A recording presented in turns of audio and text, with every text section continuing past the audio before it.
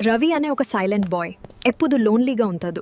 కాలేజ్లో అందరికీ ఫ్రెండ్స్ ఉంటారు, కానీ అతనికి మాత్రం బుక్స్ ఏ ఫ్రెండ్స్. ఏ బుక్ మీద మీకు ఇంట్రెస్టా? బుక్ కన్నా ఇప్పుడు మీద ఎక్కువ ఇంట్రెస్ట్ వచ్చింది. నవ్వింది. ఆ నవ్వు రవి హార్ట్లో పర్మనెంట్ అయిపోయింది. డైలీ కాలేజ్కి ఎర్లీగా వస్తుంది. జస్ట్ మయాని ఒక్కసారి చూడడానికి. ఆమె కోసం డ్రెస్సింగ్ చేంజ్ చేస్తుంది. ఆమె కోసం స్మైల్ చేయడం స్టార్ట్ చేస్తుంది. మాయా, నేను నీతో చెప్పాలని అనుకుంటున్నాను. రవి, నేను Varma. I have to tell her today, or I'll regret it forever. He took the flowers and went to Maya, but నా లైఫ్లో నన్ను నిజంగా స్పెషల్ ఫీల్ చేయించిన ఫస్ట్ పర్సన్ నువ్వే రావి. ట్రూ లవ్ అంత పక్కన ఉండదాం కదూ.